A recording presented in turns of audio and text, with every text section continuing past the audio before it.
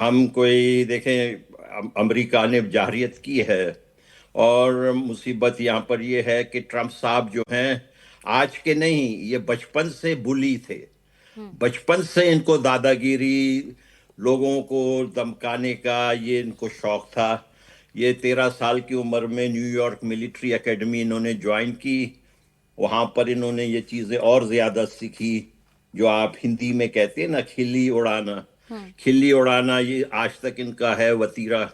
अपने भी लोगों को, अपने पार्टी वालों को भी जो इनके खिलाफ थोड़े से जाते हैं, ये करते हैं। और आप देख लें कि इनका जो है, अब तक जो चहीता लीडर था पूरे दुनिया में, सब में अच्छे अच्छे लोगों को छोड़कर, हम्म। ये किसकी तारीफ कर रहे थे? आसिम मुनीर साहब की। अब अब जाके ये हुआ है हम्म। कि लिंडसे ग्राहम, जो इसराइल के बहुत करीब हैं, उन्होंने पाकिस्तान पे खासा तनकीद किया। और कुछ और जो इसराइल लॉबी है, उन्होंने पाकिस्तान पे तनकीद किया। तो अब ट्रंप जो है वो पाकिस्तान से थोड़ा सा दूर हट गए हैं, पहले जैसे नहीं है। वरना आप देखते थे ना, हर हफ्ते 10 दिन बाद कोई ना कोई फील्ड मार्शल के लिए अच्छी बात कह देते थे। हम्म। अब वो थोड़ी से खामोश हो गए इस मसले के ऊपर। पाकिस्तान देखें, ये कैसा मुल्क है कि ये कोई मीडिएशन कराएगा?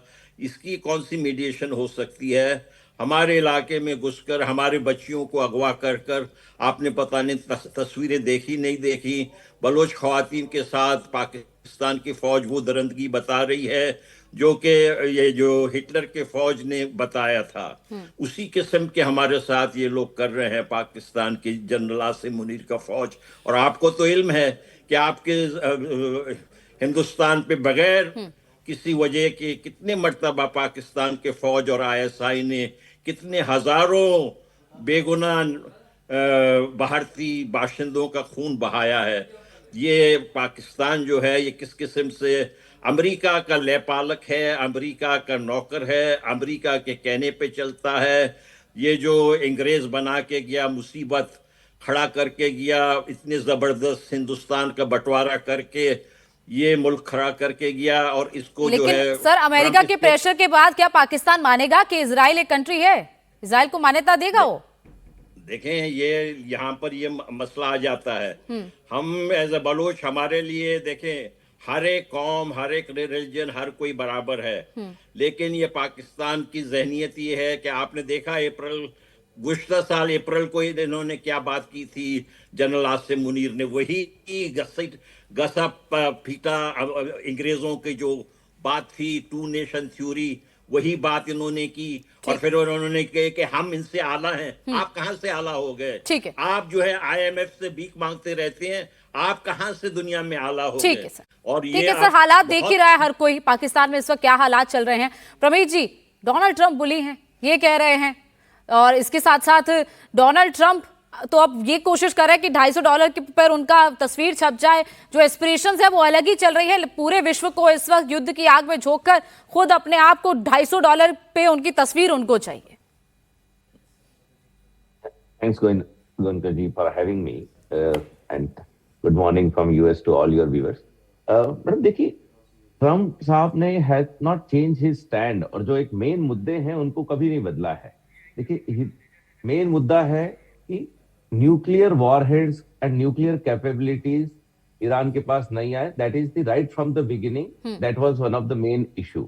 सेकंड, स्टेट ऑफ हार्मोज को, जैसे हमारे बाकी को पैनलिस्ट ने भी कहा कि इसको जो वेपनाइज किया है ये ईरान ने किया है, and that is totally wrong, और ये अपने इंटरनेशनल वाटर और सबके बिल्कुल अगेंस्ट है।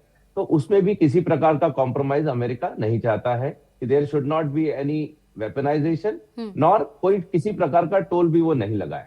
एंड तीसरी बात कि एनरिच यूरेनियम का जो परसेंटेज है वो 60% है। अगर आपको शांति प्रिय तरीके से अगर न्यूक्लियर को यूज करना है तो 3 से 5% पे आपकी बिजली बनती है। अगर आप 60% है तो विद इन 30 to 60 days आप उसको न्यूक्लियर वॉरहेड्स में कन्वर्ट कर सकते हैं या बदल सकते हैं। और आपके पास अमेरिका ने बड़ा आघात पहुंचाया है ईरानी मिलिट्री इंडस्ट्री कॉम्प्लेक्स को, मिलिट्री को, पर फिर भी आज कुछ हद तक उनके पास मिसाइल्स की कैपेबिलिटीज अभी भी बाकी है। तो इसके रहते you can not take a chance और आप ट्रम्प साहब को नहीं कह सकते, क्योंकि पिछले 7 राष्ट्रपति, अमेरिका के पिछले 7 राष्ट्रपति को यहाँ की सुरक्षा एजेंसी, यहाँ की डिफेंस एजेंसी सब ये हमेशा रिपोर्ट देती है कि it is extremely dangerous to have Iran with nuclear capabilities of any sort. तो उसके रहते बाकी सभी लोग विरोध करते थे।